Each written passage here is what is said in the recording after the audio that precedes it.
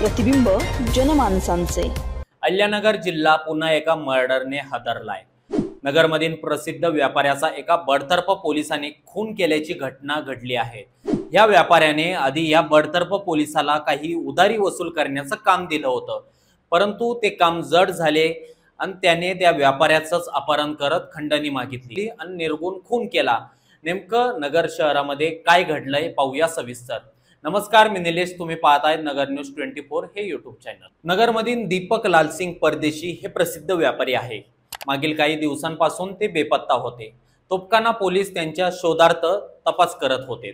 Police उपनिरीक्षक अमोल गायधनी व त्यांचे सहकारी दीपक परदेशी यांचा शोध घेत असताना 24 फेब्रुवारी 2025 ला नायरा पेट्रोल पंप बोलेगाव या ठिकाणचे सीसीटीव्ही फुटेज त्यांना प्राप्त झाले। सदर सीसीटीव्ही फुटेजची बारकाईने पाहणी करत असताना दीपक लालसिंग परदेशी हे त्यांच्या मोटरसायकलवरून घराच्या दिशेने जात असल्याचे दिसले। पोलिसांनी त्यानंतर त्यांच्या पाठीमागून येणाऱ्या वाहनांची सीसीटीव्ही तपासणी केली। यात 2:30 ते 3च्या दरम्यान पांढऱ्या रंगाची टाटा इंडिका कार दीपक परदेशी यांच्या पाठीमागे जात असल्याचं दिसलं। सदर इंडिका कारचा अधिक शोध घेत असताना इंडिका कार ही वेळेतहीन असून सदरची कार ही किरण बबर कोळपे हे वापरत असल्याची माहिती पोलिसांना मिळाली आणि त्यानंतर सुरू झालं सगळं चोर पोलिसांचा खेळ। सिनेमा स्टाईल आणि अनेक ट्विस्ट यात समोर यायला लागले। झालेल्या उलगड्याने पोलीसही चक्रावले।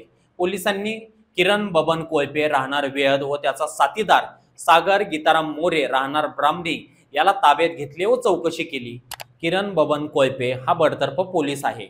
दरम्यान या चौकशीत मोठे आणि थरारक सत्य समोर आलेले आहे। दीपक परदेशी यांनी काही लोकांना पैसे उसने दिले होते। त्या पैशाचे वसुली करण्याचे काम मोरे व कोळपे यांच्याकडे त्यांनी दिले होते।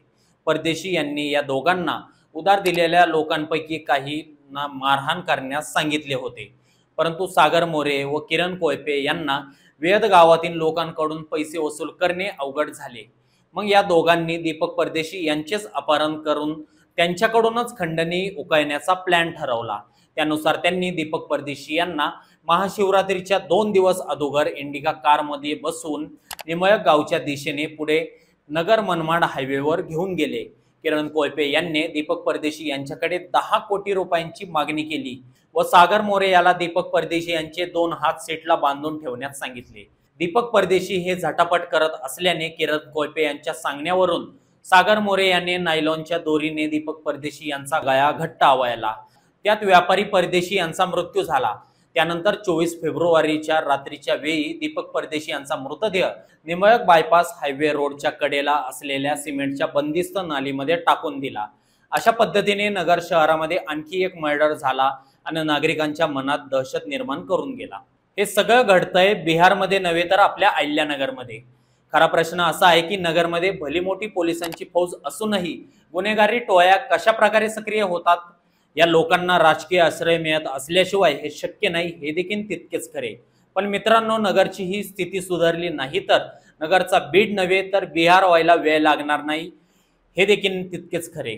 मित्रांनो, तुम्हाला काय वाटले हे आम्हाला कमेंट करून नक्की कळवा। पुन्हा भेटूया नवीन विषयावर। तोपर्यंत पाहत राहा नगर न्यूज 24 हे यूट्यूब चॅनल। नवीन बातम्या आणि ताज्या घडामोडींसाठी आजच आपल्या चॅनलला सबस्क्राईब करा